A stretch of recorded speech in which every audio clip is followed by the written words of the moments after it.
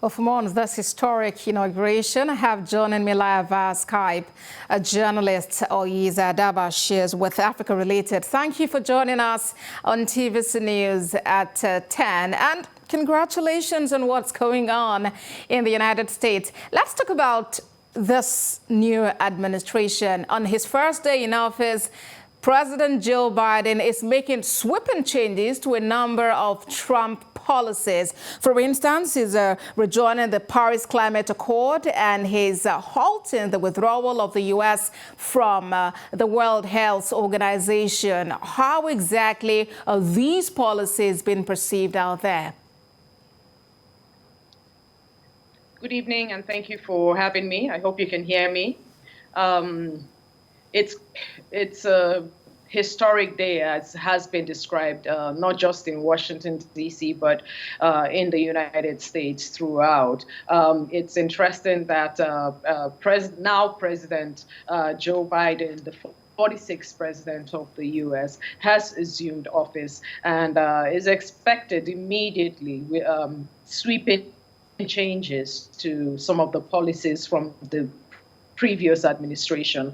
It is generally perceived that that the U.S. has somewhat been isolated in the last 4 years or so, especially with President Trump pulling out of the Paris climate, Paris Agreement, and also out of very important and crucial bodies at this stage in life, at where we are with the World Health Organization. So the U.S.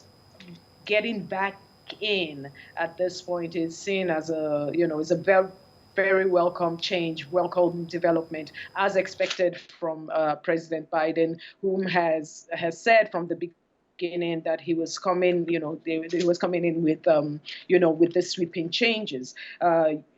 Executive orders are expected to be signed, multiple executive orders addressing the travel ban, for example, that President Trump instituted, and also making changes in the Immigration Act. Is expected to pass an immigration bill. So there's so many changes. There's so many, not to talk of the pandemic. It is one of the most crucial campaign points that he campaigned on. And moving into his presidency now, it is a crucial topic on his agenda.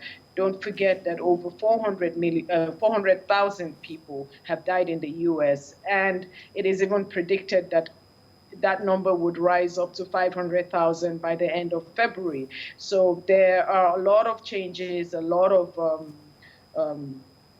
legislative changes and institution agendas that President Biden would, step right in and, wouldn't waste any time on at all.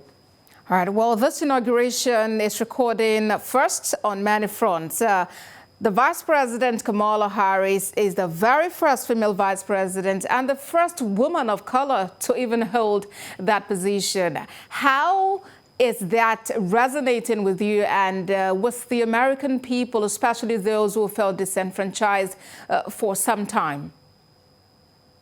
Well, as with the previous democratic government, President Obama before this, I think it presented an opportunity for a lot of inclusiveness, a lot of people to feel that they were actually part of, that they were actually being looked at and considered. And I think with this, first and foremost, as a woman, and it makes me very, very proud. I'm happy for Madam Vice President Kamala Harris, and she represents a first in so many, first African American, first Indian American, first Asian American, first woman to be there. And she was also the first in her state, in California, where she served as Attorney General. And her mom came here to the U.S. at the age of 19, and she,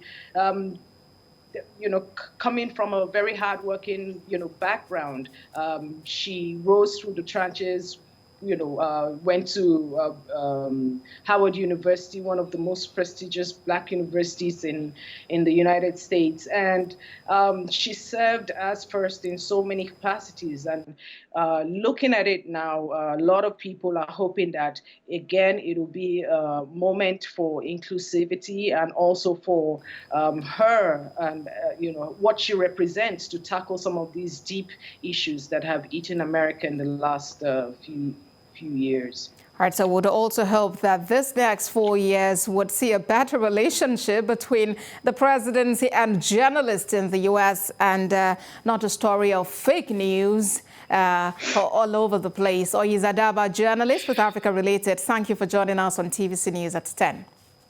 Thank you.